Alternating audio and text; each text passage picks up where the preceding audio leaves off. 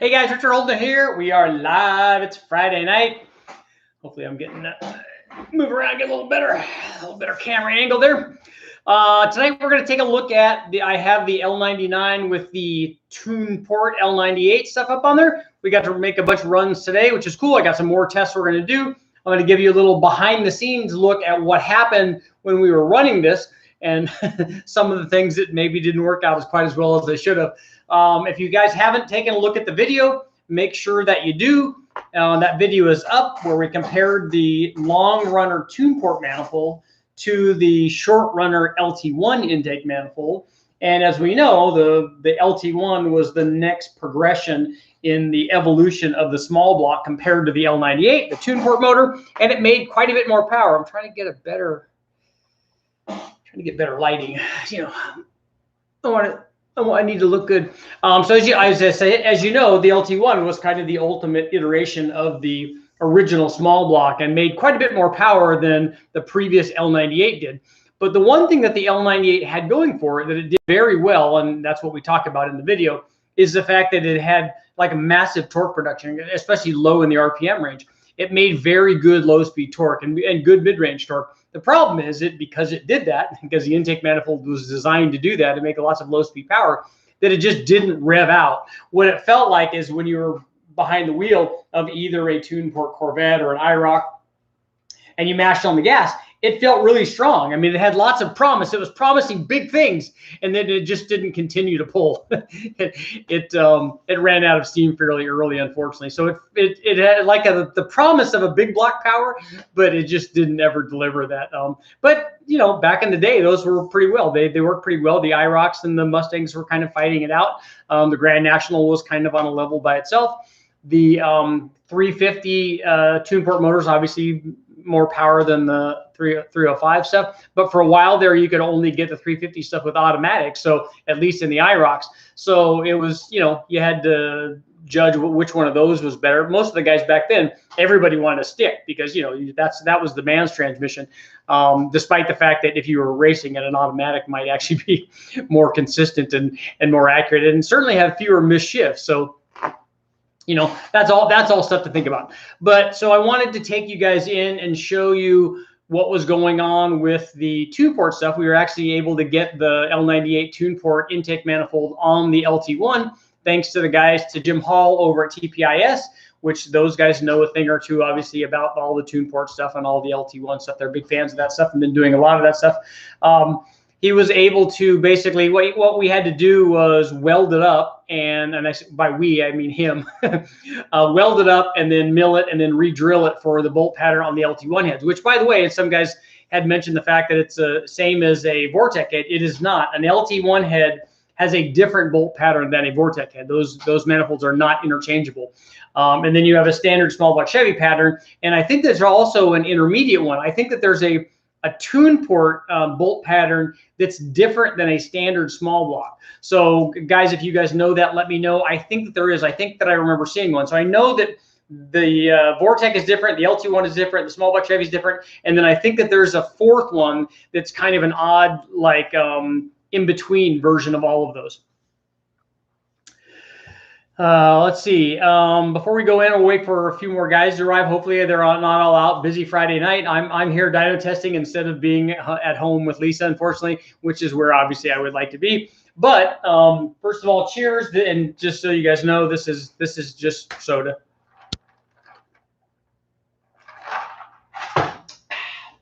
Frosty cold beverage.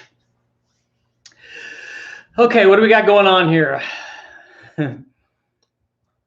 The little didn't do very good for any real power.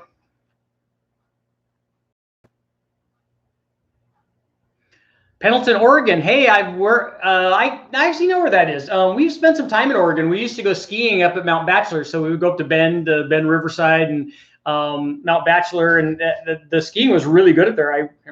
Hopefully I won't move my mic there. It was very cold when we were up there. I think it got to -10 or -20. Especially with the wind chill factor, but we skied because when you're young, you do that. I don't know that I would do that anymore. I remember being the only one lift, and I remember fresh powder every time we went up the chairlift, and it snowing so much that they they had to use the broom and dust off the chairlifts every time to get us ready to get on. Otherwise, you're sitting on a big pile of snow. But it was awesome. It was cold, but the snow was good, and there was lots of big jumps and lots of big bumps, and so it was kind of awesome. We had a good time up there. Has the L99 been turbo? No, it has been tune ported. That's the same thing, right? That's just as good. So let's take a walk in there. I'll show you some of the behind the scenes stuff. Hopefully my, I'm going to see where my battery is. That's showing that the battery's charged. So hopefully we won't cause any problems walking in there. You guys out? We're out. All right, man. I'll see you guys later. Eric, he's the guy that does all the work at West Tech. Okay, so we have our tune port. You can see that. Looks pretty cool. Here's something interesting that I didn't put in the video that only the guys that are doing the live feed actually get to see. So if you take a look at this right here, if you look in here, there's lots and lots of oil in there. And the reason there's lots and lots of oil in there is because there are no water passages in the head on an LT motor. There are water passages on the intake manifold. And unfortunately, the gasket doesn't seal those water passages. So the water passage is actually open to the lifter valley. And so it sprays a bunch of oil up in there and stuff. And you can see these two holes right here, these two down here. Look up in there. You can see those pour oil out from the other side. So when I take the intake off, we're going to do cylinder heads. I've got the ported heads that we're going to put on it. We're going to do some more cams. We're going to do some other cool stuff too that you guys are going to be surprised by. So we'll do some more cool testing. I did do the airfoil testing, but at 250 horsepower, there's enough flow from that throttle body to support 250 horsepower. We'll probably run the airfoil test at different power levels. So we'll be able to see at what point it actually starts becoming, increasing the power output. So this was kind of a cool test. I was very excited about this. I like doing tests where we see a big difference. Like we saw a big difference in torque, obviously, between that manifold, between the long runner tune port manifold, and this thing over here. That's the factory LT1 intake manifold. And this was the carbureted dual plane from GM Performance, courtesy of my friend Bob. Thanks again, Bob. What's up? And so this all worked out fairly well. Here's something else that a lot of people brought up. Hey, those 1 3/4 headers on the I should have done a video argue with myself, and I'm going to do that again because I really like that. It's a lot of fun. These 1 3/4 long tube headers that we run on all the Dino stuff, just because they fit, it's easy to get the wires around. So you can see we run the wires underneath the headers there. But a lot of guys are saying, a 262-inch motor, those headers are way too big.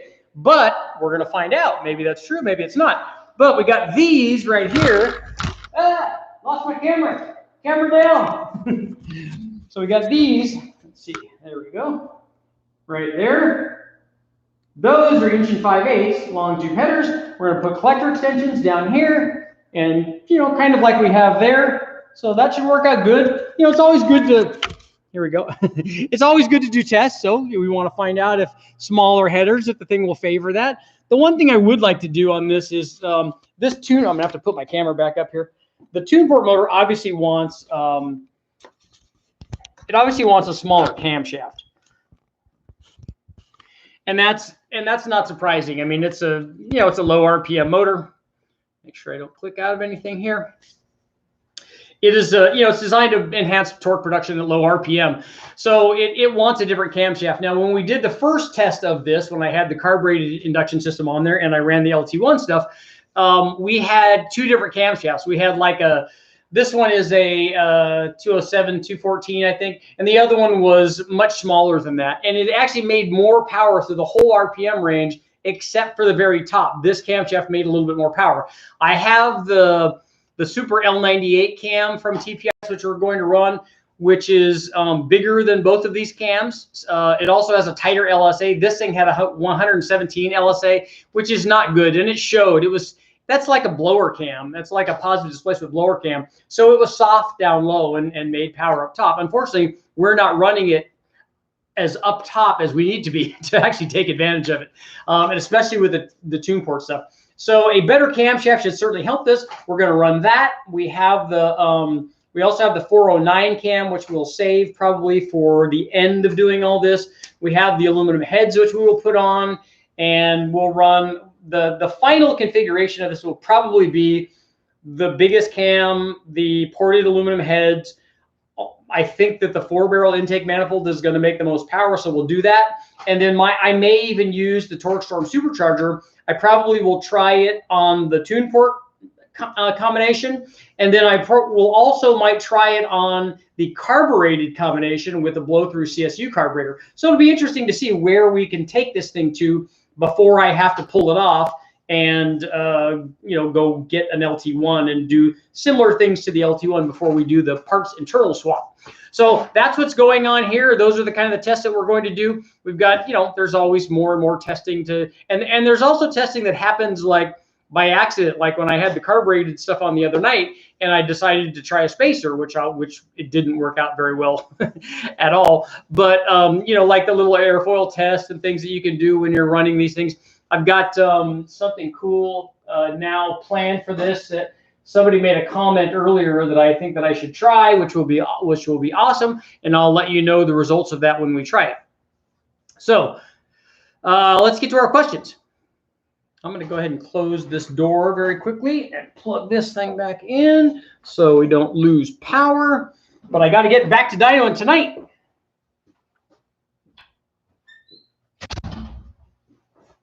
Okay, I'm back. Did you miss me?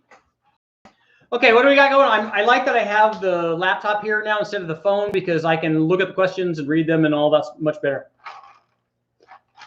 Tahoe Jones is in the house. Tim's here. What's up? Twin GT28s are good for a small V8. They can top out over 300 each. Tim's giving turbo advice. Mondi 888.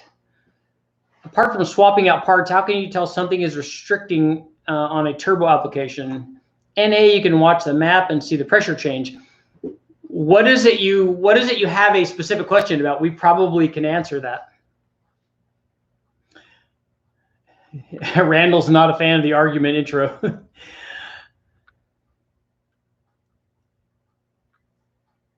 Watch out for the red cap.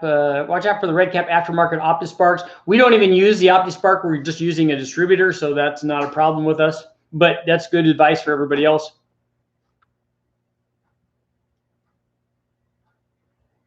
Yeah, I agree, Tim. The OptiSpark is not a terrible idea. It just wasn't done properly.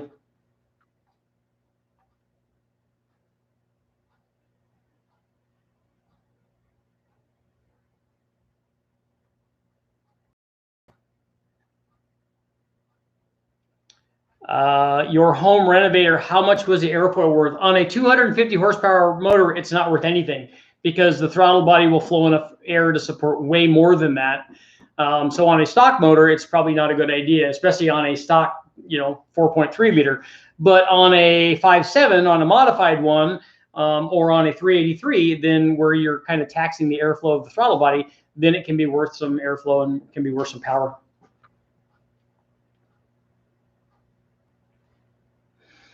A lot of guys have had good luck with the OptiSparks on the LT1s, especially the later version that had the like the breather hole in it, and that seemed to cure a lot of stuff.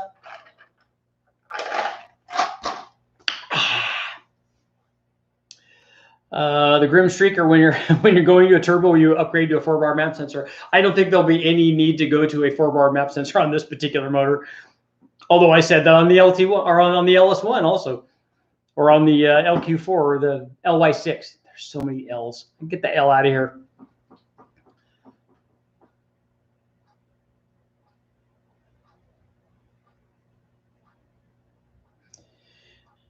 Yeah, you finally caught a live feed. What's up?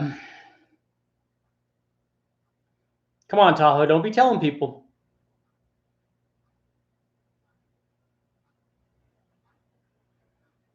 Turbo Happy Car. Hey Richard, love your videos. I got my first and second junkyard motors. The first one was locked up, so I made sure the second one would spin to win. See, that's what you got to do. You got to check it. If it spins, it wins. Sometimes you got to take the plugs out because it's a little bit easier. Although I've fallen prey to that too. And I actually tried to spin it, and it felt a little crunchy, and I thought, oh, that's probably just something else. It wasn't something else. It was a big block, and the crank was snapped in it. So I still had a block, which was still okay, but the crank was not good.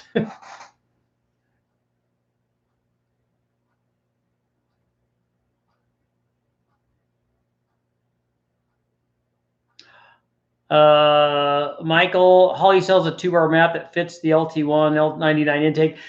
Every map sensor fits these because we just run it externally. We just run a vacuum line to the map sensor.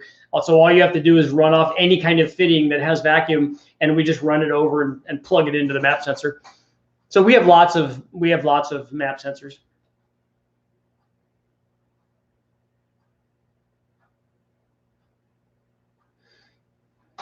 Yeah, Solo Cup.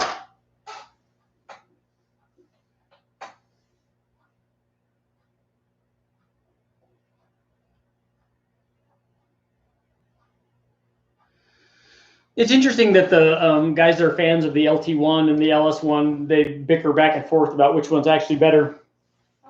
And everyone brings up the world's fastest LT1, and then guys bring up the LS1 and stuff, and never realizing obviously that both of those can be good. Both of those can work fine, and none of that is relevant anyway for most of the guys. Anybody wanting to make 1,000 horsepower or something, you can obviously do that with lots and lots of stuff.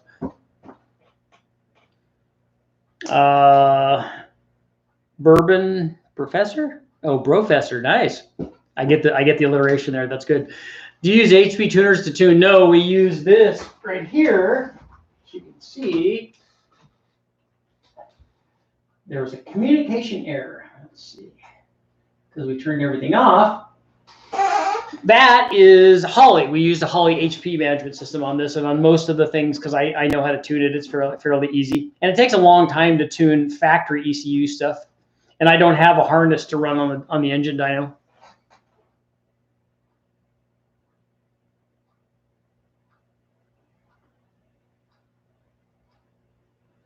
So that's interesting information. The LT1 was the first and last GM engine with reverse flow cooling that Evans sued them for stealing his idea and won in court. I'm not familiar with that.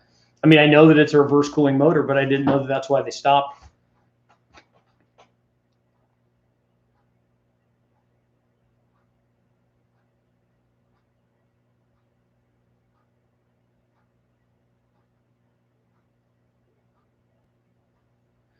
No, that's true.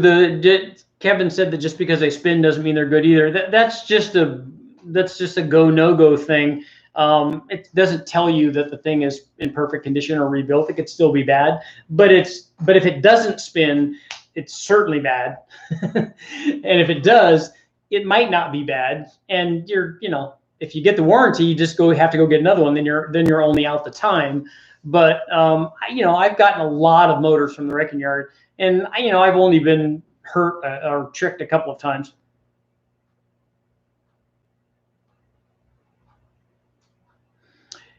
Trey, I agree. Whatever engine you have personally that you can modify is better. It's true, and that's why I do testing of so many different things.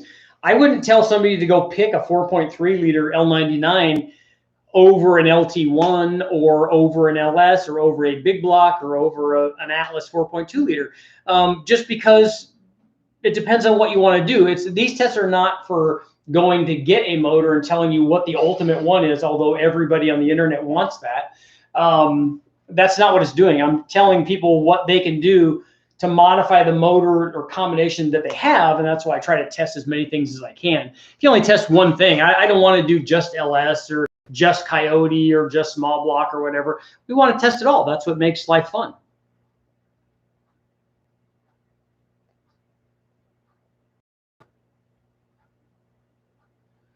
Yeah, David, it's hard to beat the dual plane intake manifold for a lot of these things.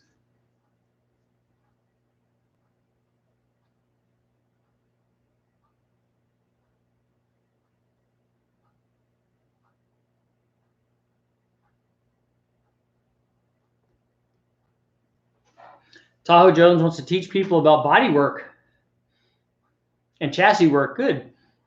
I'm not a body work guy, so I would like to learn about that stuff.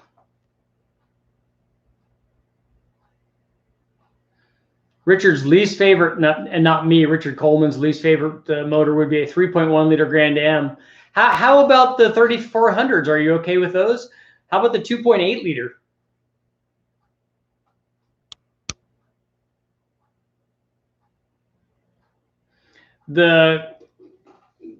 The compression height, no, it's going to be the same. We can swap the pistons over to the different cranks and rods, and it will come out the same because the deck height's the same.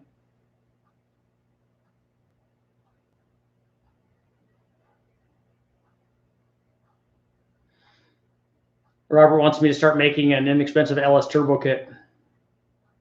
I don't want to do kits because the kits are chassis specific, and then you have to do too many different ones to make that work.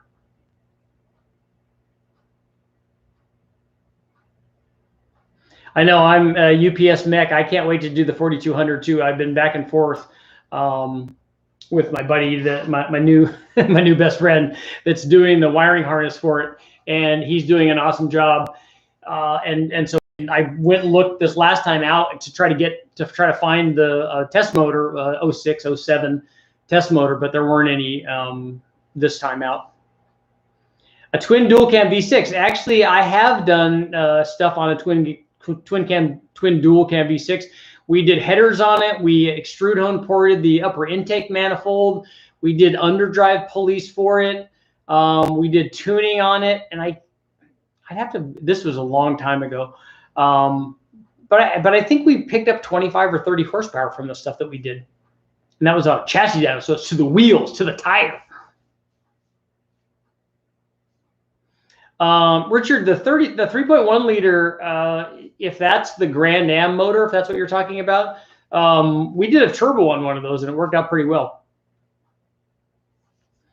Robert wants a 1975 Nova kit. That's actually, the Holly one should fit that, I would think. Kevin, I am going to do the 4200. Ideally, what I'd like to run is I'd like to run the 6-cylinder, the 5-cylinder, and the 4-cylinder, all of those Atlas combinations. That would kind of be cool. Firearms training channel. Richard, any chance of looking at any of the German twin turbo V8s? I would like to. I would like to do specifically the Mercedes. I would like to do, but again, it's sometimes it's hard to find those things in the wrecking yard. I thought that I found a supercharged one, but they just had supercharger badging on the side of the car, so it was not. It was an NA motor.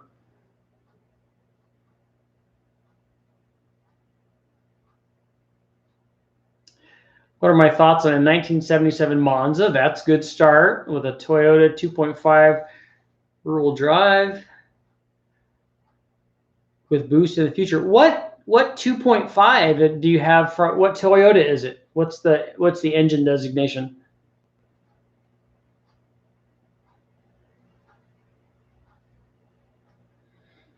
Yeah, 63 Biscayne with a 250 in it. The 4200 is definitely going to be a lot better than the 250 is.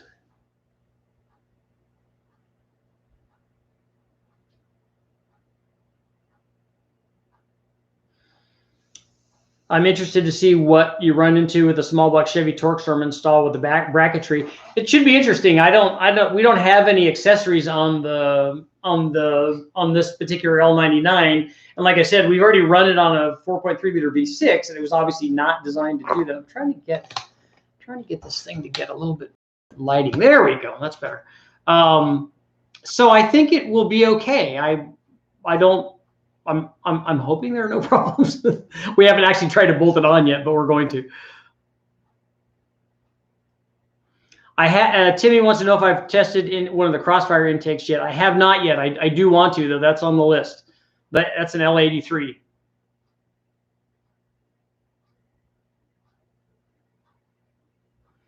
What do you think about putting a turbo on an LS-based truck? That's a daily driver.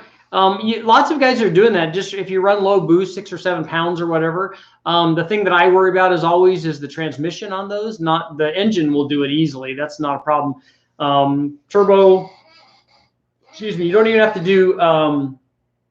You really don't even have to do cam or springs on that. If you just put a turbo on a stock one with a stock camshaft and run 6 or 7 pounds, it should work out really good, and it should have good drivability as long as the tune's right on it.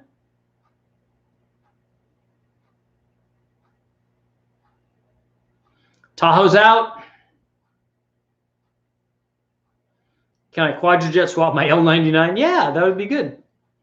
That dual plane intake manifold has both carburetor patterns, carburetor bolt patterns, and it's designed to set up. It's set up to accept a spread bore, so it should work out fine.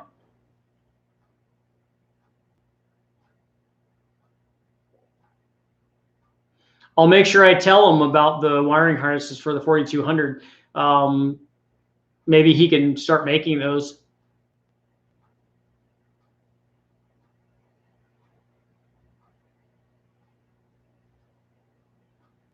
Uh-oh, Tim's firing back on the Evans court case with the reverse cooling. E&M wants me to try 8-into-1 headers. I agree. They are cool. It's just that I have to build a custom set to run them on the dyno.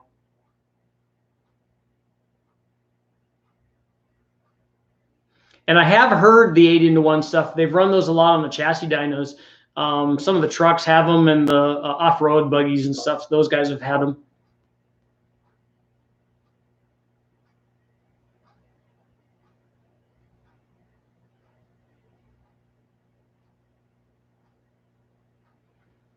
The AMG V8s have some issues with turbo life, and that wouldn't bother me because I would want to change the turbos on them anyway, because typically a factory turbo has some extra amount of flow built into the turbo, but usually it's not a ton. And the reason that they do that is they want, obviously, size for maximum response and yada, yada, yada.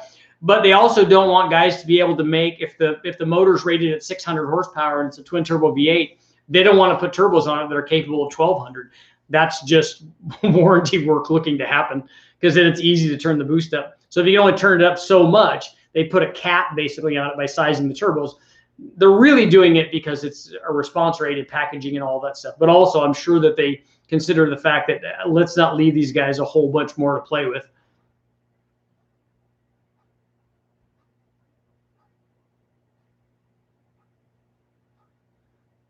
Would you do a test on parts that reduce intake temperature? I think that would surprise you. The airspeed through a tube is very, very fast, especially at wide open throttle. There's almost no time for heat to transfer from the tube over to the air. There's also a boundary layer against the surface. So there's almost no change in temperature from air going that fast through that hot tube. And I wasn't going to do the header wrap or the wrap or insulation, because I honestly don't think we're going to see anything. We could try that. What I was going to do is aim 4 torches at it and try to superheat the thing to show you an extreme example of what happens is at wide open throttle. If we go to wide open throttle, the air is flowing through there so fast that even if that thing is being heated up by torches, which would be an extreme example, would it change the air temperature?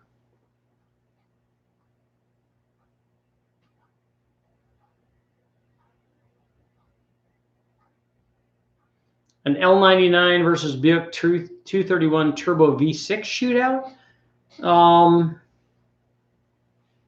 Like a Grand National motor? Is that what you're talking about?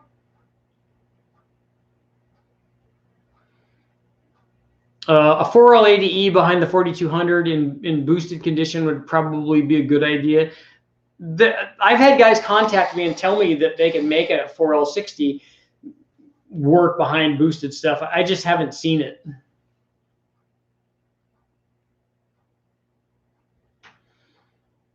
Yeah, the alloy pipe and stainless and plastic and all that stuff. It's what they always go by is a lot of guys will take a heat gun, and the underhood temperature is very hot usually when you're running, because you get lots of temperature from the engine itself. You get the fan wash from the radiator and stuff. So it's really hot under there. If you have an open element air cleaner under the hood, that's like a terrible idea. The inlet air temperature can get to be over 200 degrees. So you can get boosted air inlet temperatures from having an open filter just in the hot engine compartment, which is not a good idea. But you also have all of the stuff gets really hot. So the air intake tube. And what guys do is, like, if they put a steel one in there and they feel it, they're like, oh yeah, that's a lot hotter. that's going to really change the charge temperature. And then they'll put a plastic one on there and go, oh yeah, I can put my hands on that. That's not as hot as the steel one. But they haven't ever measured the actual charge temperature, especially the actual charge temperature while the thing is running under wide open throttle. Now, when there's very little flow, you may have a change in temperature because there's more time for that to happen. So at idle and cruise, but I can tell you that the change in temperature from a hot tube is not nearly as much as what it is from having a cold air intake versus not having a cold air intake. Like I said, you can easily raise the temperature 100 degrees, the inlet temperature 100 degrees by having an air intake under the hood, which is what all, back in the day when I was doing a bunch of Honda stuff, all the Honda guys had the filter on a stick kind of thing, like little cone filters on a 3-inch tube. And it sounds good and it makes power on the chassis dyno with the hood open, but unfortunately it doesn't work. And I did a big test on that where we ran all of these on the chassis dyno.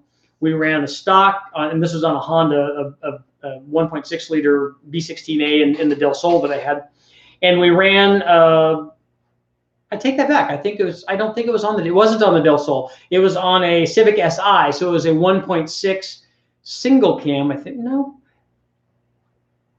I'm going to go with it was a B16. We ran 3 different air intakes. We ran the stock one, the stock air box. We ran an AEM, which is a big long one. It goes into the fender well and has the filter in the fender well. And then we ran an RS Akimoto, which is the length of tubing with an open filter. And the RS Akimoto, the short one, because of Helmholtz resonance tuning, made the best power. The AEM had better power gains down low because it was a longer tube.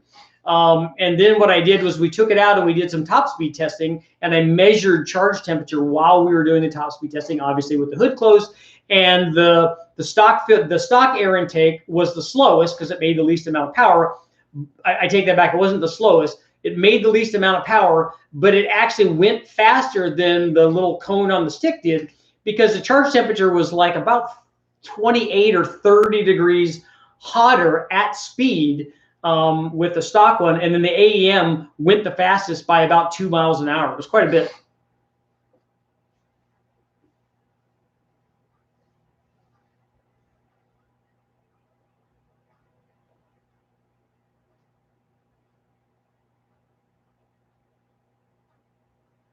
Grim Streaker. I'm certain that the 4L60s are made of glass. Somebody suggested that I speak with Tim over at ZZP. I tried to. I sent them. I sent the messages. I tried calling them, but I haven't heard anything back from them. So if anybody knows him, please tell him that I'm a decent person and I would like to work with them because they do a lot of stuff. And I'd rather see them get the exposure from this, which there should be quite a bit when we did the Big Bang deal. I would rather use their stuff and I'll just give it all back to them. I don't even want it. We just want to be able to run it, and I'd like to see them get exposure for it. If they could contact me, that, or just I could get on the phone with them, that would be awesome.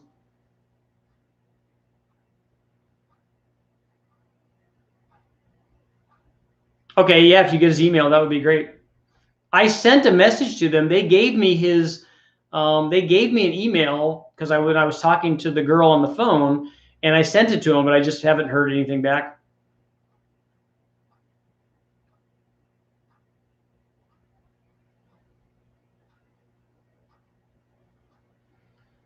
How about dynoing a small block Chevy Victor Jr. on the upcoming 350 LT1 using the outside fur bolts? The bolts don't line up. You'd have to drill the manifold to make it work. Even the outside ones, none of the bolts line up on an LT1 versus a small block Chevy. They're at a different angle and at a slightly different position.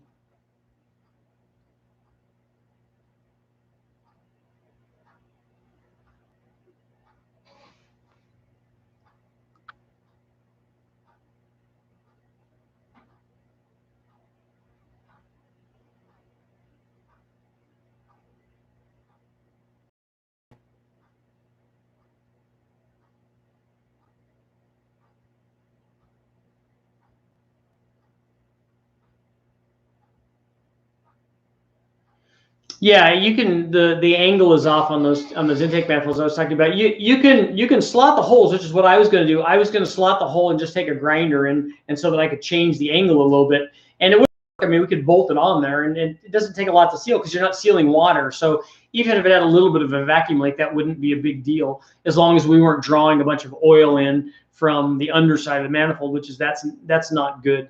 As long as we weren't doing that, it would seal and run. Because that wide open throttle, there's not a lot of vacuum there.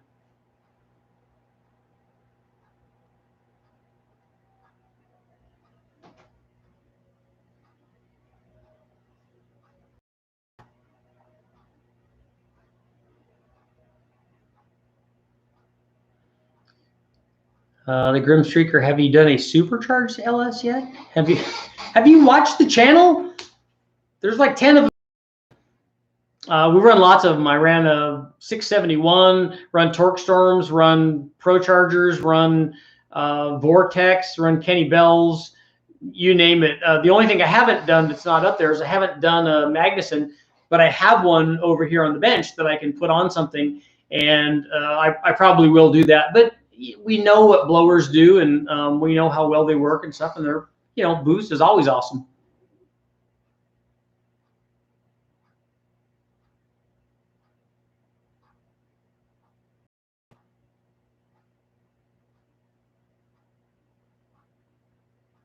How about machine TPI upper to accept a roots blower? You want to put a roots blower on top of the plenum of the tune port? The problem with that is it's not really a fixed position. There's a lot of slop in the plenum relative to the holes and the runners and stuff. So it's not going to be perfect every time you put it on there, like you would want a blower to be for the belts to line up and stuff.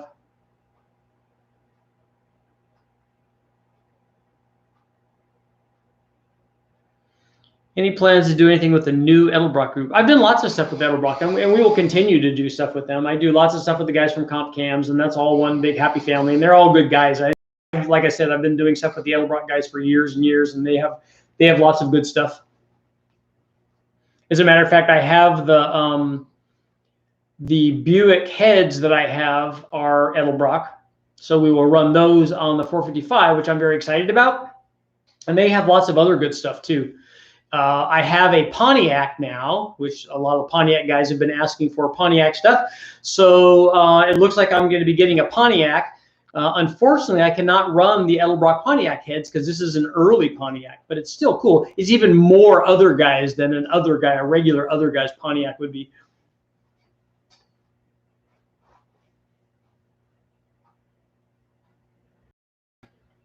Let's see. Tim wants to see an old school Wyand high ram with a 671 bolted on top of it. Well, Tim, did you see the big block that I showed you last night with the tunnel ram and then the roots blower on the big block? It was Freiberger's, but they ran a big roots blower, and they ran it with E85. I think they ran it with methanol. They also ran it with nitrous. They did a lot of cool stuff on it, and it works good. I mean, it just does what that manifold already does. So it's whatever a high ram does on an LS, it would do that. It just has boost on top of that.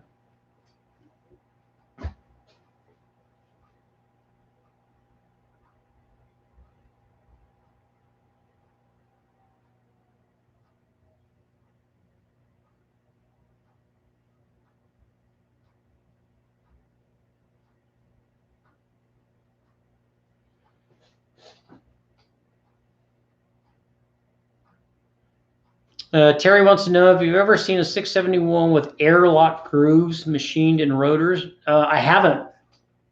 We've seen strip blowers and the normal kind of things and coated rotors and stuff, but not what you're talking about there. I'm not familiar with it.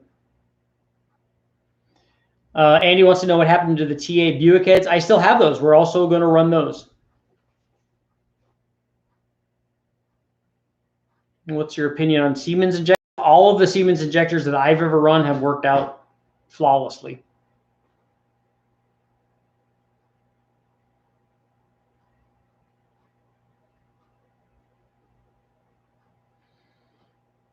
Mondi wants to see tests on fuel temperature. I agree. I want to do that. The guys from Engine Masters did that, and I think that they did a good job. I think I should do a video on that as well. I think that's cool stuff.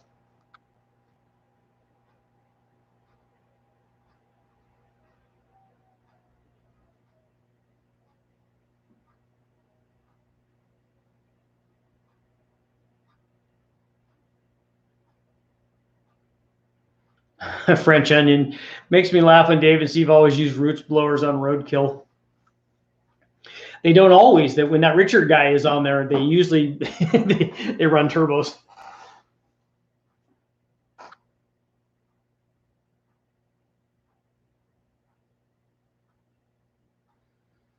I'd like to see a pre-war crank-driven supercharger. Isn't a roots blower a crank-driven supercharger?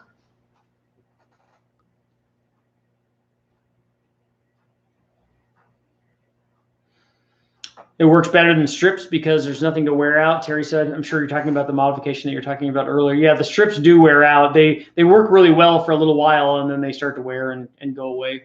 It's the same thing with the coating that they do on the inside. If you take a look at a TVS blower, if you run it a lot and run it hot and run it really fast, you'll see the coating start to wear off of the rotors.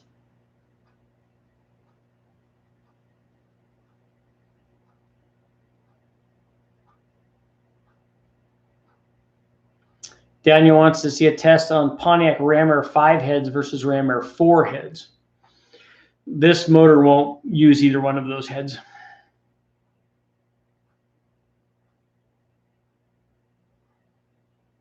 Have you ever used a stock PCM for TPI to see what max performance can be achieved with stock parts? I think I understand what you're asking, but if we had a stock motor and we had a stock computer, the stock computer would still be able to give us the optimum air fuel and the optimum timing exactly like we do with the Holley. That wouldn't change. There's no limitation on the stock computer to doing that.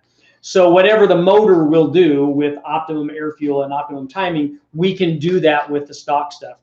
There's just not a lot. I mean, it's limited by a lot of things. If it's stock, it's limited by mass air meters and air intake and, you know, exhaust and obviously the runner length and the camshaft and the cylinder heads and all kinds of stuff. So whatever those limitations are, the tune can get everything out of that, even with the factory ECU.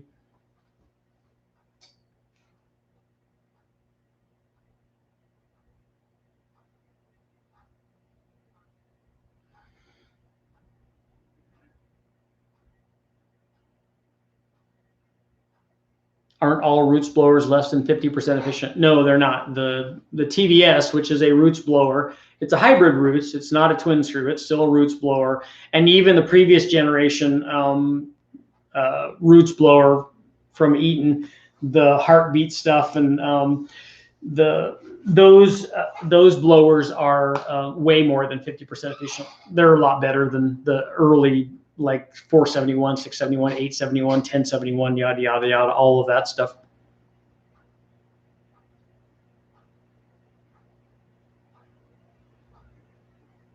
AJ, is the deck height different on the 340 block than it is on the 360 block?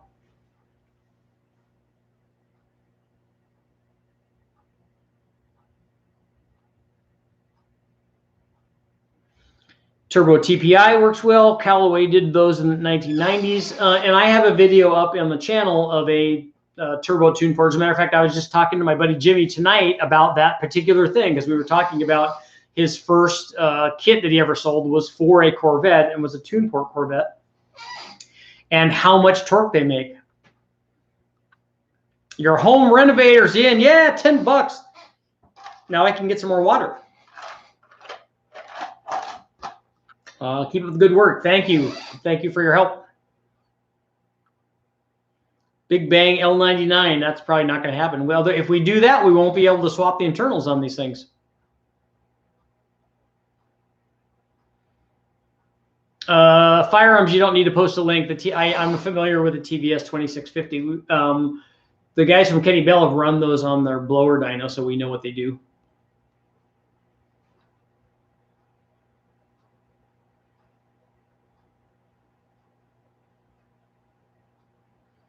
Bruiser wants to know, I have a 5.3 with the BTR Stage 2 cam, and I'm doing a GT45 turbo with a Turbo 400. I can get an Elgin Sloppy Stage 2 for 150. Would I be taking a step backwards? I don't know which Stage 2 your cam you're talking about. Is it a truck cam, a turbo cam, an NA cam? What is it? Honestly, your limit there with any camshaft is your turbo. So you're not going to be getting anything by going to a different cam. The turbo is still going to make what the turbo does. That thing's good for about 750 horsepower on a 5.3. So that's what you can make. You could do that with almost any camshaft that you put in there. Jeff's buying around. What's up? Yeah, Fred, the water is expensive in California.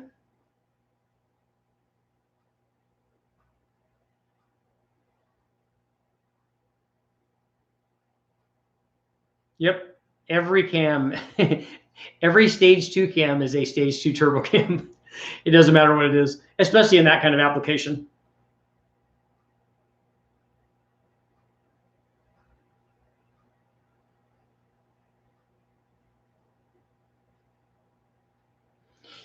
Yeah, Callaway did, when they did their stuff on the factory deals, they had two AICs, two extra injectors in front of the throttle body, which is, in my opinion, not optimum. I'm surprised that they were able to do that, although we weren't running a lot of RPM, because that tune port manifold was definitely not designed to flow fuel. So I would be interested to see, they're really sharp guys, so I hope that they tested it to find out what the distribution was, to make sure that that thing was getting the same amount of fuel in all of the cylinders from their extra injection. I honestly don't see, and I think that they probably did that for emissions testing. I don't see why they couldn't have just put bigger injectors in there and tuned it to make it work. Maybe that was an emissions problem. No, Sniper, you're here. The action's still going on, although it's going on for about another 10 minutes.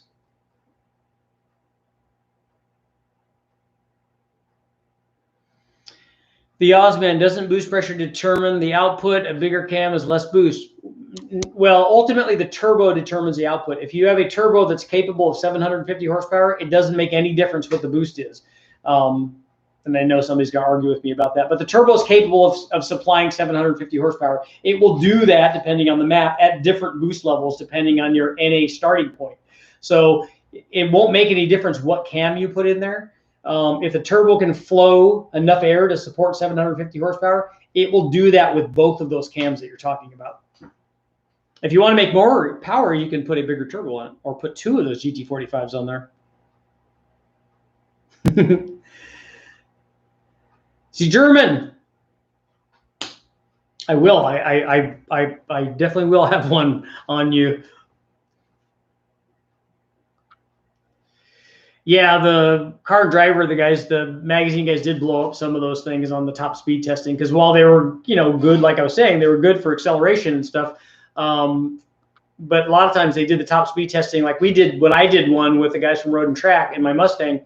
We did it at Fort Stockton. So doing it on the banking and loading that thing on a banking for a long period of time is kind of taxing on the oiling system, and that's tough on some of those things. But again, I don't know how they did the fueling with the two extra injectors.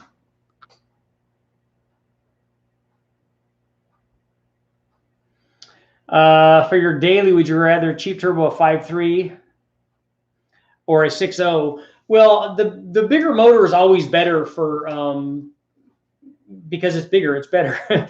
But like if I was going to the wrecking yard and I wanted to find one, I would want to find a 6.0. I just don't ever find one. So we find lots of 5.3s. If it's a daily and you have a 5.3 with a turbo on it, it's going to feel good. Ian, let's see what your question is here. $10, yeah. Do you think I need to upgrade my stock push rods in an L92 with a TSP Stage 1 LS3 NA cam? Are they just trying to sell push rods? The push rod is going to be it's going to be a function of two things.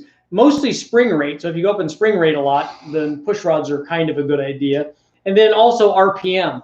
Although I've seen some testing on Spintron stuff where the stock push rods are actually tuned a little better than an aftermarket push rod is. So we've always changed push rods because I don't think it's a very expensive thing. But lots of guys have gotten away with running stock push rods. So I don't have a definitive answer for you. I think it will work with the stock push rods. The factory push rods are actually pretty good on the LS, assuming that they're the right length.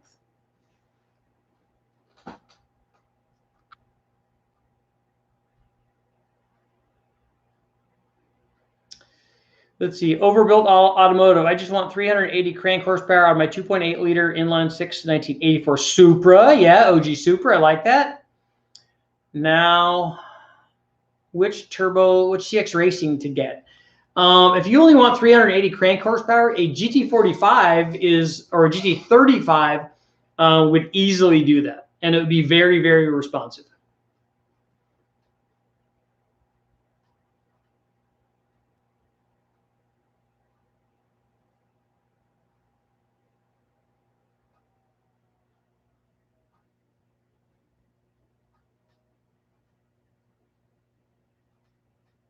I should clarify my 5.3 versus 6.0 question. I'm either selling my 5.3 XUV or 6-liter all-wheel drive quadra-steer. Well, then if you have both, why are you asking questions? Why are you complaining? Who can have two cool cars like that, man? Either one of them is good. A turbo is going to help either one of them.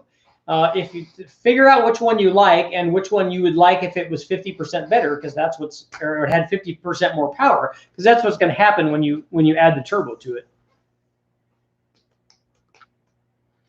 Can we talk about a BTR roller rocker kit? Yeah. What did you want to know?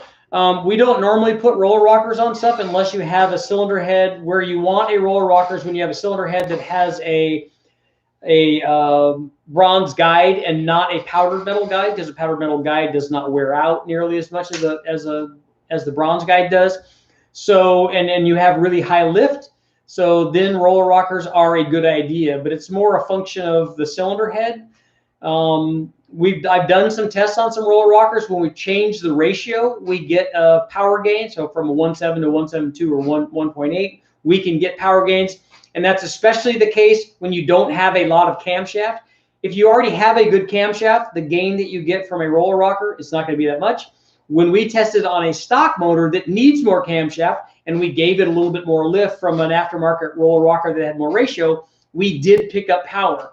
But that being said, look what all of the guys are doing with these stock LS rockers.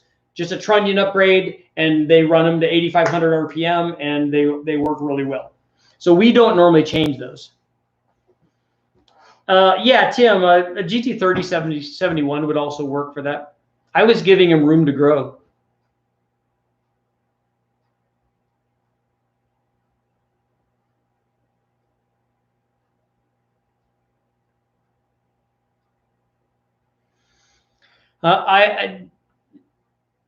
You said that there's a discussion on Boosted about roller rockers. I don't think you should even be considering that with the combination that you're talking about there. Two S366s, you can do everything that you want to do with a stock bottom end and a cam and springs and those two turbos on there, especially if you have ported heads on it. Roller rockers are the least of your concerns. You can get everything out of those turbos without worrying about rockers.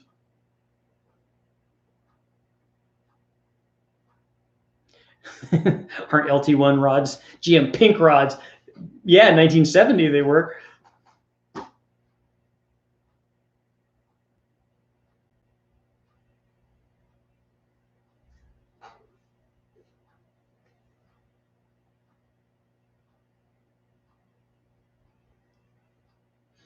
Yes, the LT1 has powder metal rods, but so do a lot of other things that we run, and we don't break those unless we really apply ourselves.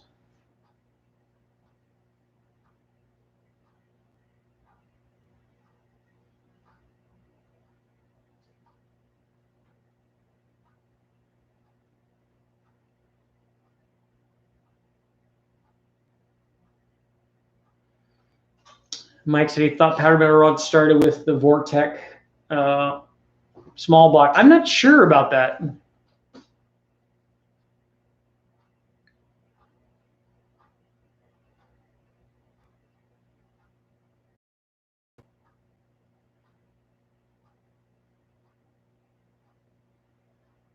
At the flow rates you see in testing, do you think water meth injection would be easy to live with on a daily? Yeah, it would. Make sure that you have a light with a level that tells you that you need to fill it. The thing with water meth is not that. For me, it's more of the distribution in a long runner manifold.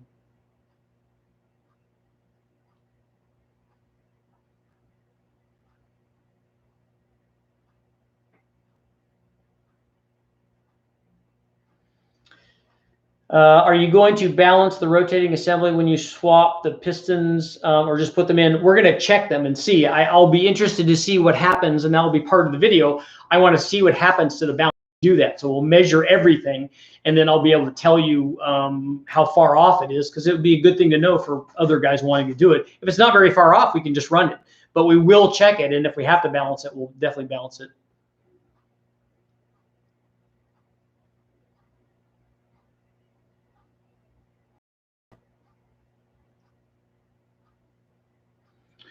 A. Holmes has a good question. I wants to know, on a small block 383 or even 350, is there any noticeable difference in performance going from a 5.7 to 6-inch rod?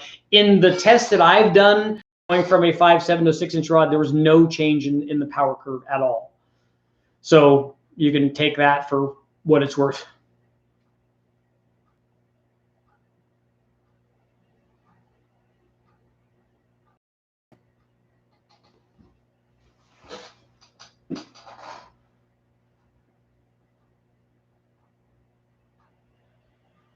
Dale, let's see. What's a safe bet on the biggest cam I could put in my small block Chevy with 4 valve relief?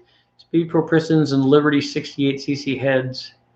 Decked 10. Throwing all kinds of weird stuff. The answer is I don't know. I would check. Something around 230 degrees of duration or so, you start to get into being concerned. I don't know if these are factory valve reliefs that you're talking about. If they are, they're probably not designed for the valve size that's in that head. So the valve can overhang the valve relief, even though the valve relief is there. It still hits on the outer edge of the valve relief because there's no valve relief where that bigger part of the valve is. So you need to check that. But normally when we run, like we run a lot of junkyard motors, big blocks or small blocks or LSs, obviously, something in the 230 to 235 degrees of duration at 50.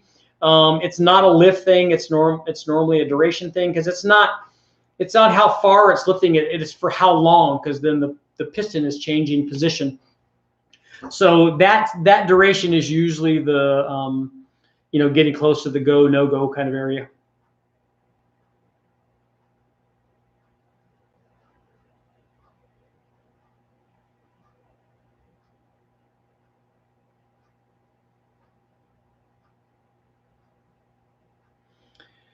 The Sledgehammer Vet, yeah, that thing was fast. Still one of my favorite cars. One was found in Brazil a few years back, went to auction. Nice.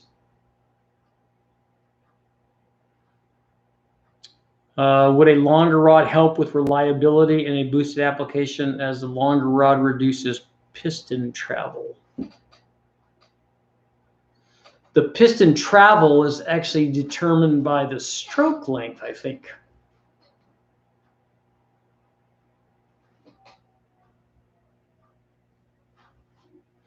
The rod is going to determine the starting and stopping point, right?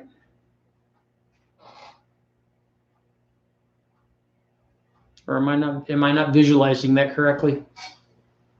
The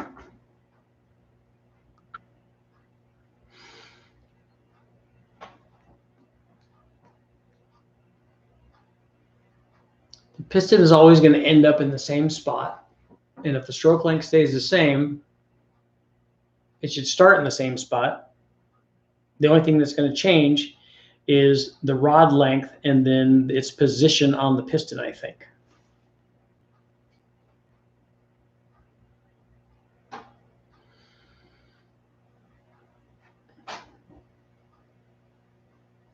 John is saying that the rod angularity, which is not too many guys bring that up on small block Chevys between a 5.7 and a 6-inch rod, but a lot of guys are talking about that on the rod lengths on the like a 347 Ford. Oh, there's too much rod angularity in it, and it wears the, it loads the side of the wall and stuff. I haven't seen any real durability testing on that to show me that there's more wear rate because of that rod.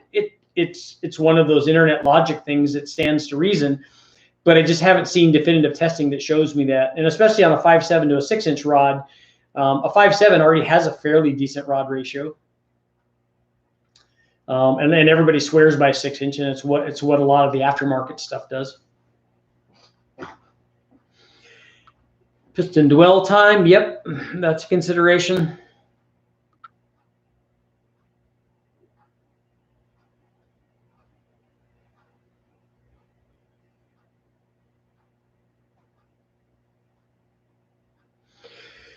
Yeah, the piston speed, the average piston speed, and I think Tim pointed that out too, the average piston speed should be the same, but it might accelerate and decelerate at a different rate at the beginning and at the end.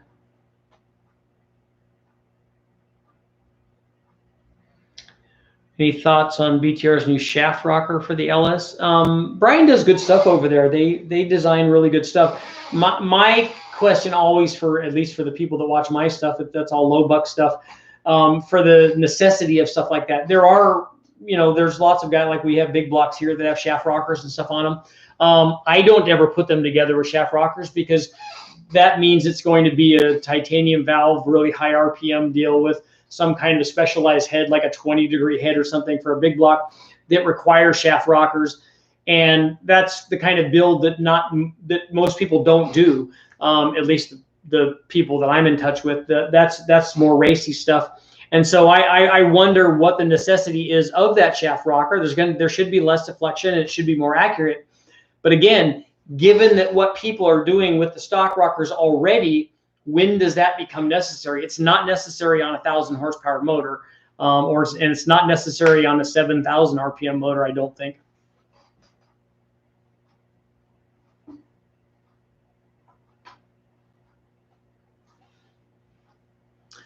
Emil, on the TPI intake, how do you think larger runners like the SLP would affect the power curve and the power band? Would it raise the peak power to a higher RPM? The best way to raise the power peak, as we saw, is to change the runner length. You can do that by increasing the flow by having bigger diameter runners too. But a lot of times, especially with this, just doing that's the runners might not do anything, because we have the lower manifold is also fairly restrictive. And the thing is, it's not restrictive on this combination. So it has more than enough airflow to make 250 horsepower. And unless we change the runner length, I don't know that we're going to dramatically change where this thing makes power.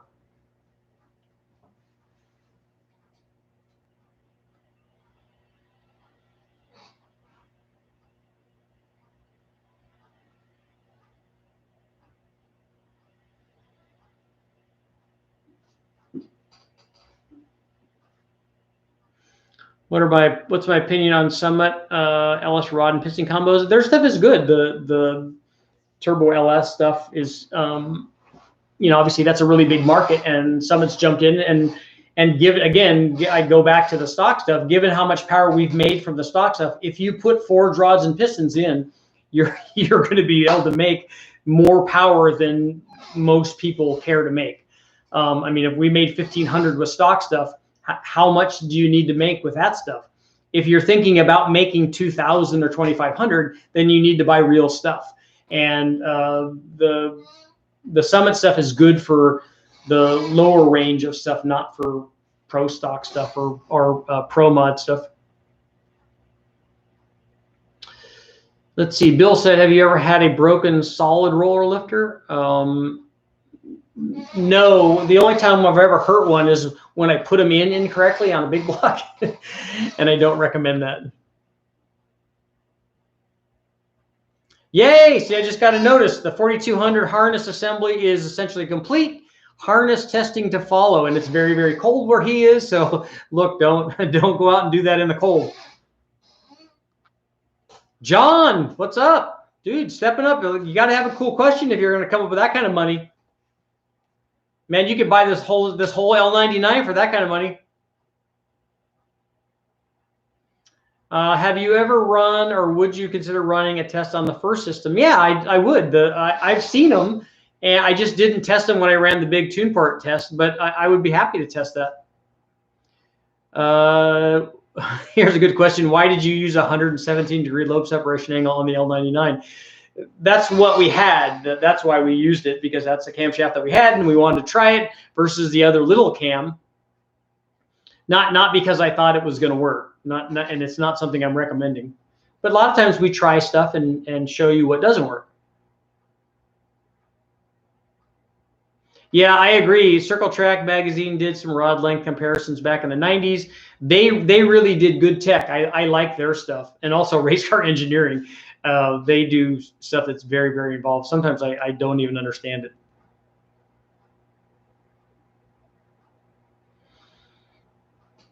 Yeah, B7S4 Turbo, you're late. You don't get to just come in and start asking questions, man. I was just showing you what went on with the tune port stuff. We ran the tune port versus the LT1, showed them some top secret stuff that you're late to, so you didn't get to see it. So maybe those guys will be nice and tell you about it. We went over all the stuff that we're going to be doing later on.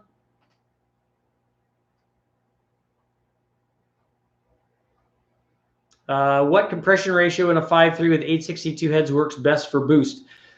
We always run the stock compression just because it's there and it came from the wrecking yard like that. So when we put ring gap in it and put ARP head studs on it, put head gaskets in, usually put a cam in it and springs, and then run whatever kind of turbo you want. And especially if you're running E85, it should make good power. There's no best compression for turboing. Just stop thinking about it that way. Think about power. How much power do I want? Okay, my 5.3 can make this much NA power with a cam, and then I'm going to put this kind of turbo on it, a 700 horsepower, 800, 900, 1,000 horsepower turbo, and then you will get that power output if you run a cammed 5.3.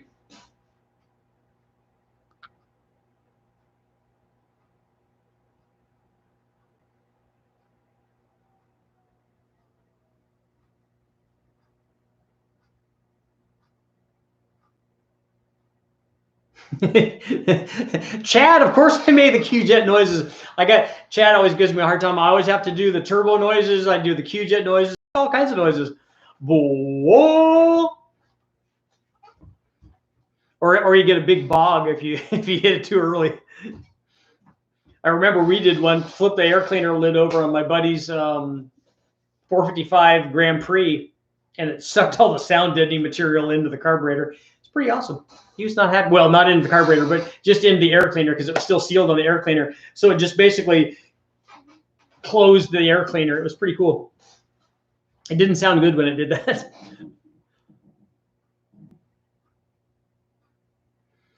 Is 114 degrees better than 110 degrees for a boosted application? You can't just pick the LSA out and figure out which one's better. Both of those will run. Both of those will work. Because it depends on the other things that are happening.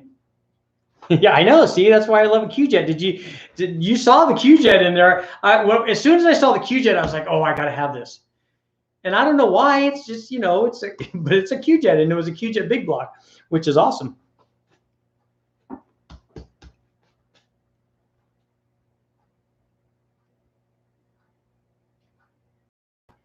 The air cleaner mod does make power. We know that that's the case. Just listen to the sound. You can tell. You can tell by the sound alone that it makes power. If you guys don't know, Chad Reynolds is in the house. So everybody say hey to Chad. Chad's awesome people.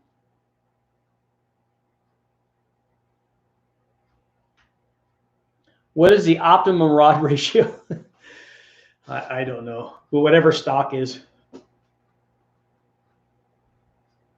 What is the best meth to water mixture? Again, I haven't done, people have asked me to do a mixture comparison, but I'm less concerned about that than I am about the distribution. If we can't get all of that mixture, whatever it is, to all the cylinders evenly, then doing a mixture test is irrelevant. Oh, don't worry, Chad. We're not, when you're not here, we don't say nice things about you.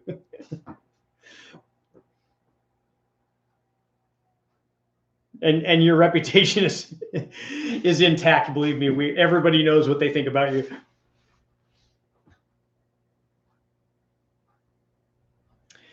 Just notice that your mic is better this time around. I have this lapel mic. I just have it clipped on right over here. A lot of times I have it, you know, clipped to myself. Last night when I had my phone, I don't think I had my mic with me. I can't remember now. I don't think I did. Sometimes in the Dino cell, you know, you get some echoing and stuff, and so it's not great.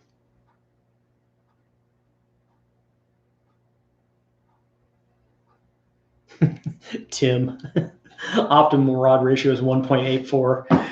That's great.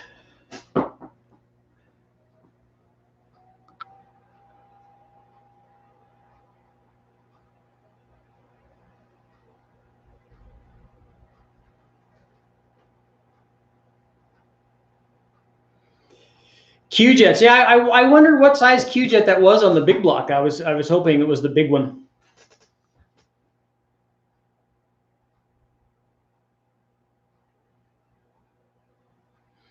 The question was, he gets guys running just meth and not water meth, and he thought that the water was doing the heavy lifting. They do different things. The water will change the temperature, the meth will change the temperature, the meth will also change the air fuel ratio.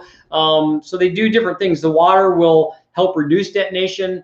Meth can do that also based on octane, but not purely as a detonation suppression agent like water does. So they do different things.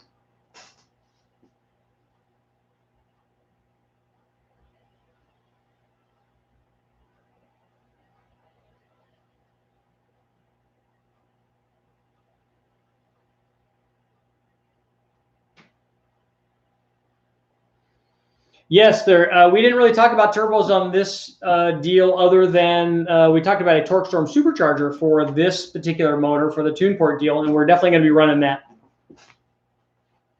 Test a quick spool valve. That's drag racing stuff.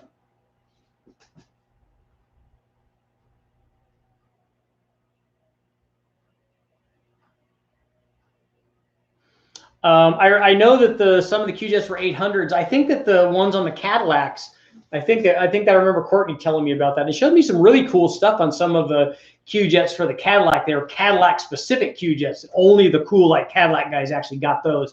And he showed me some of the cool stuff like the altitude compensators and stuff, which was really neat.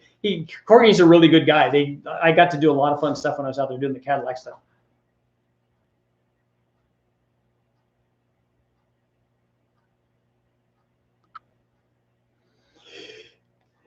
Yeah, you know, Tim was talking about rod ratios, about a guy crying that his rod ratio is 1.69. I had guys tell me that back in the day, and these were knowledgeable guys from a really big name Honda place, tell me that a B16, a turbo, would make more than a B18 turbo because it had a better rod ratio.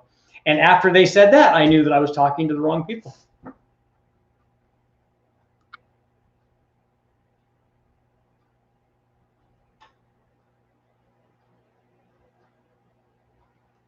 Do the homies in California still have whistle tip on their exhaust? The only place I've ever seen that is actually Cletus did the video on it. That's the only place I've actually ever seen those.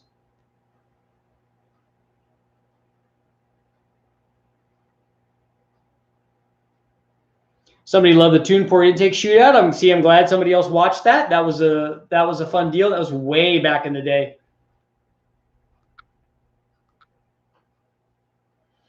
A Q-Jet turbo. I actually said the Ken Croce from the HO Racing, the Pontiac guy, had a Ray J turbo kit that I think used a Q-Jet. Kind of cool, although it had some trouble controlling boost because it had a small turbo on it, so it had instant boost response, and it had lots of boost down low, and then it had a falling boost curve because it basically just ran out of turbo. But it had a lot of torque. Not that a 455, if you had that thing on a 455, didn't have a lot of torque already. Dale, what's up? Have you ever done any tests monitoring fuel temperature, but wondering about how much horsepower drivability you use for heat buildup and fuel over time? You probably would improve mileage if you heat the fuel, but you will reduce power.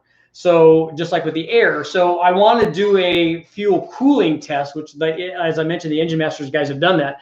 I think with the fuel cooling, we'd see some power.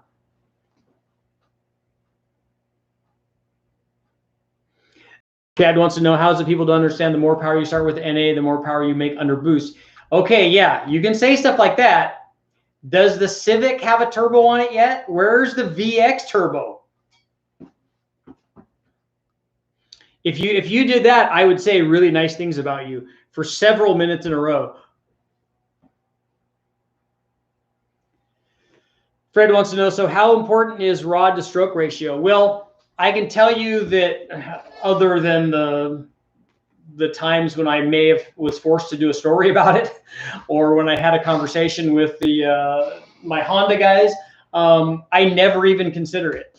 It's not one of the things that are on the list of the big things that determine power are the heads, the cam, and the intake, obviously the displacement, and then other things after that are to a lesser effect.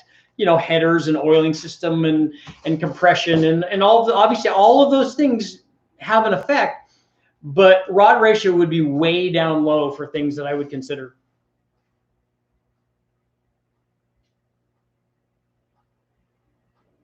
Yeah, the fuel mileage, Chad, you're right. The fuel mileage on the VX does go down when it's cold, but the power goes up.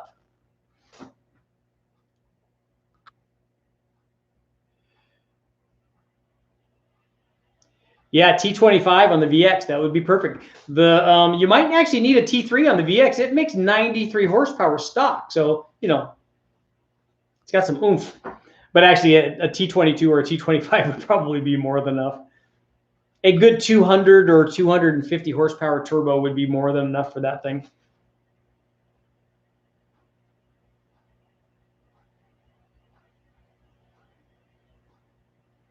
Nice. Built the WS6 with a turbo 5.3 off one of your test videos. Nice.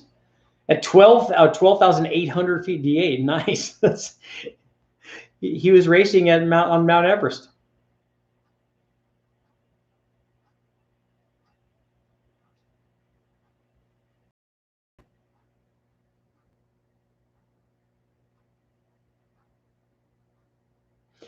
It will get better mileage if you add boost to it.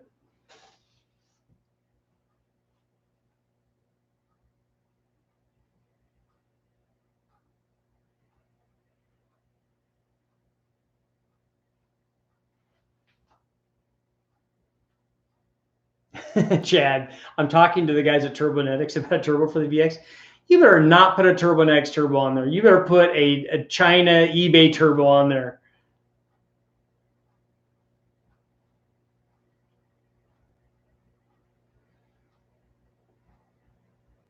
And you better have an intercooler on there.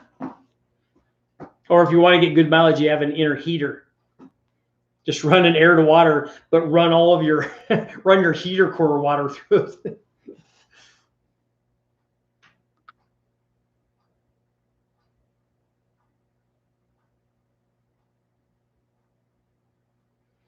Yeah, some moon hub caps. Karen wants some moon hub caps to put on the VX.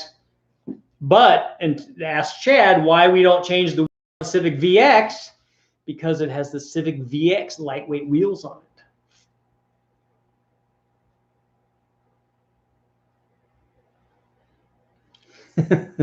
Overbuilt automotive, $5. Richard, I got an idea of the day. Get a Dixie Dukes of Hazzard horn and install it on my wife's car. She's not gonna like that too much. She likes sitting out in that car. She's out there by herself, just sitting in her fancy new car. That thing just does so much stuff, and it runs 20 pounds of boost. So that thing has more boost than any of the like turbo cars I've had driving around.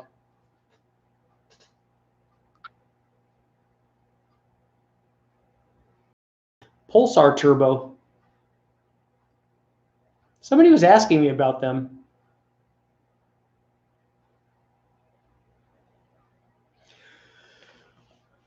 What I told Chad I want him to do is use the factory exhaust with the cat, run the downpipe, and then run it behind the motor, so take the mount off of there, mount the turbo in the back, and then do the super sneaky, like nothing, all stock here kind of turbo upgrade, which would be cool.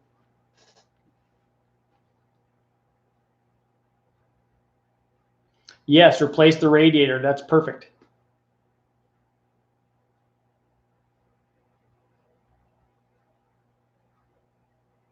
Okay, LQ4 stroker question. When stroking an LQ4 or LQ9, does the piston go too low in the cylinder sleeve? Not on a 4-inch stroke. I wouldn't go any more than a 4-inch stroke. Don't put a 4.1 in there. That's too much. The piston will definitely come out of the bottom.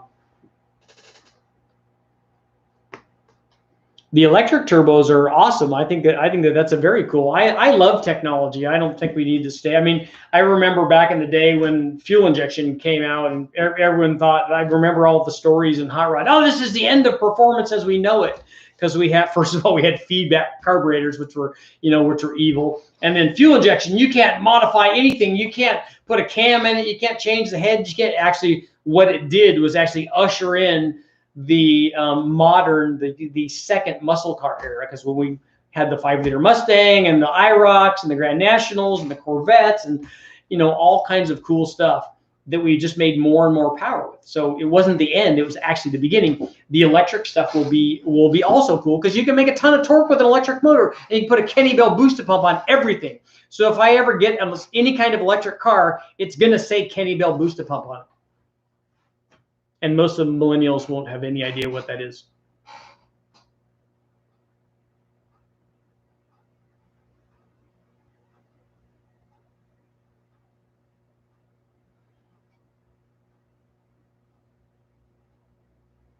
The Karen, the Civic VX already has very lightweight wheels. It also has very small tires. The tires are also very lightweight. If I'm assuming Chad still has the same ones, because when I put the lightest tires that we have and we pump the air pressure way up, the ones on my Sprint Turbo were even smaller. They were 145s. So they were tiny. And the cool thing is I could buy 4 of them for about $100. So they're about 25 bucks a piece.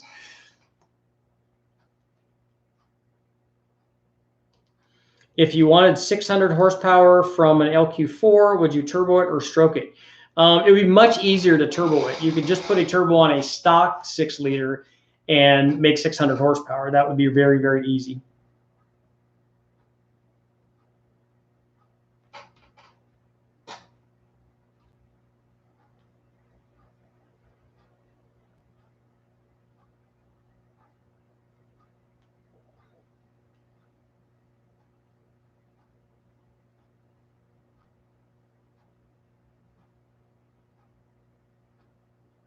Yeah, and Tim's right. He mentioned that building a 600 horsepower NA 6-liter is hard. I mean, the one that I did with all the intake tests made 600, but it was a lot of stuff. I mean, it was forged rods and forged pistons. It was AFR CNC heads. It was a big camshaft. It was not a good streetable combination. A turbo 6-liter, and I would put a small cam in it, cam and springs and a turbo on a 6-liter.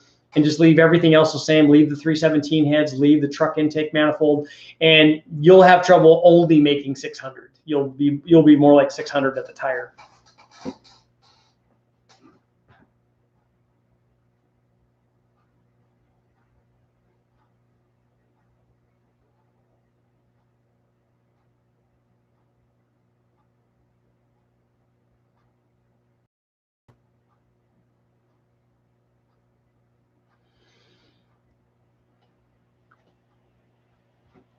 Did I miss the dyno runs? There were no dyno runs tonight, but look at the video. It's up right now. We made lots of dyno runs.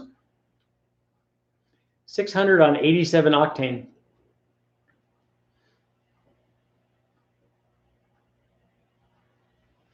We put way back, I put a Kenny Bell booster pump on my son's Power Wheels Mustang, and it worked really, really well. All of the kids in the neighborhood were jealous because he would go out, and I mounted the knob under the hood. So he would go out and stop and lift the hood and turn the knob all the way down, shut it, and then go out and do burnouts, and he was drifting and stuff. And he was counter steering and doing all the stuff. And I never showed him how to do any of that.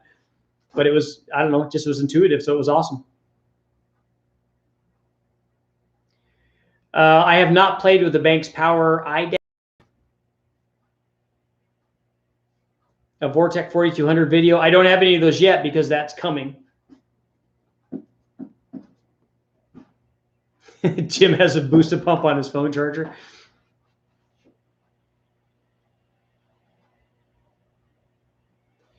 you have any advice on the 2.4-liter four-cylinder from Ford? Trying to make 800. BZ probably is a good guy to talk to about that. I think he's done a bunch of those.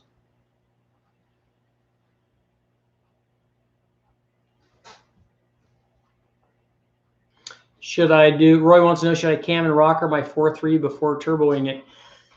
Yes, a cam and springs are always a good idea on any of these motors before turboing it.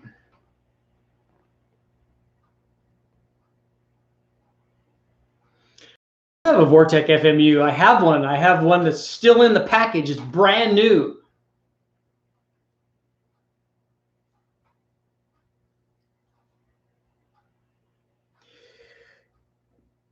Richard, do you have any big block Chevy EFI stuff you want to part with? I don't think that I do. I don't think I have any. I have a complete Gen 6 454 that has the EFI manifold on it and ejectors and all that stuff. I haven't even run that one yet. I just was at the wrecking yard one day and saw that and thought I definitely need to have that. That has to come home with me. And so I have that sitting in my storage right now. So that has, I have a fuel injected big block. I think that that's only EFI stuff I have.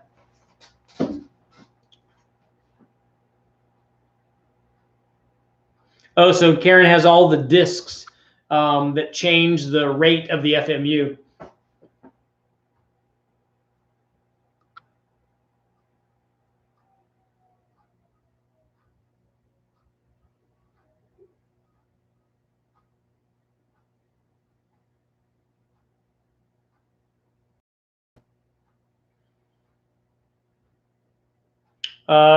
Tim, we didn't have to, we have springs on this 4.3 liter and we didn't put screw-in studs in it. But we didn't put LS springs, LS6 springs in it though. We put what are called Z28 springs on it.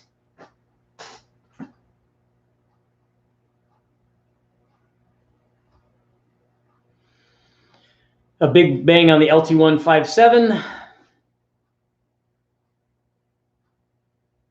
A vaporizer carb, yeah, a 27T. Actually, I might be running a Model A engine coming up here before too long.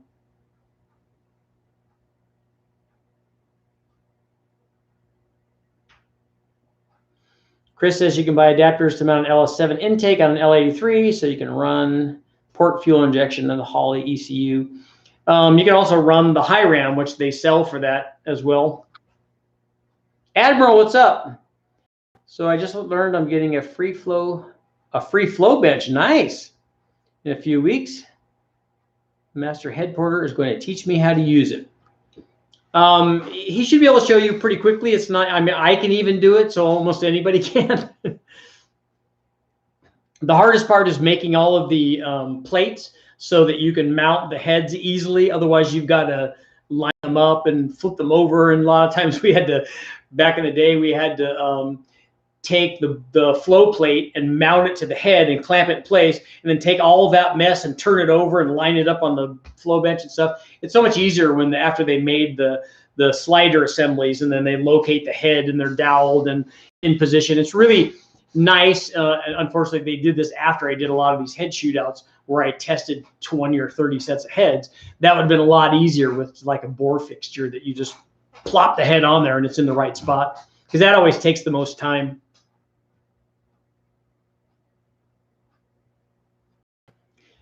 Yes, Mario, I have tried the Emmerich plates on the old 4.6 liter 4-valve stuff.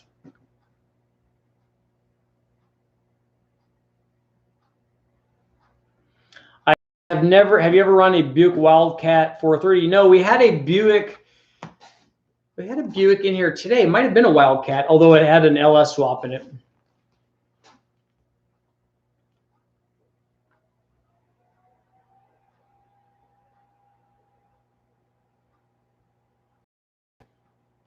We are going to do a DZ302 LT1.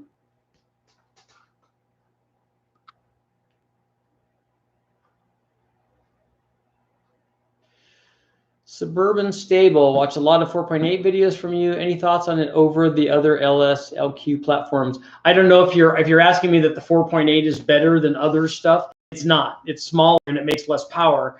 But if you go get a 4.8 from the wrecking yard, you can get it to make a lot of power.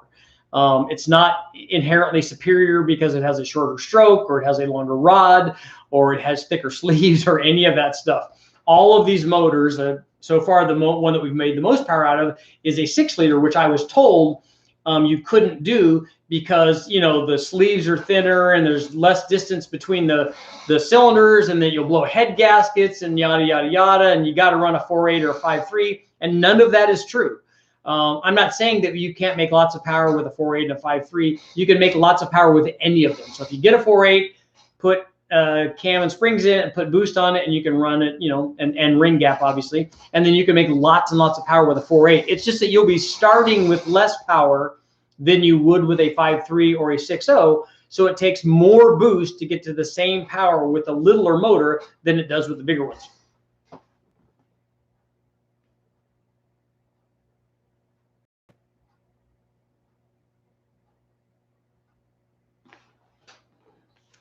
My point is that gas direct injection isn't actually better than port fuel injection. Port fuel injection actually makes more power because you have charge cooling, which you don't have with gas direct injection. That's why Chevrolet went with both of them on the LT5. It makes more power. You also have, you know, cleaning of the back of the valves, which is beneficial. But the direct injection is done more for emissions and fuel mileage.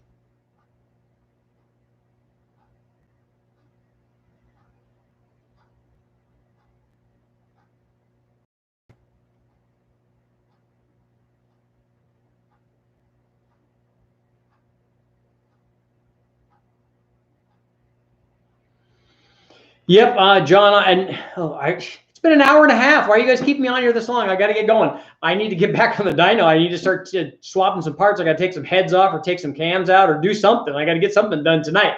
Thanks for joining me, guys. Glad you guys showed up. That was cool with Chad to hang out and show up. Always cool to hear from your boys, you know. Thanks for supporting the channel, and I will do another video tomorrow, hopefully on some testing that I finished tonight.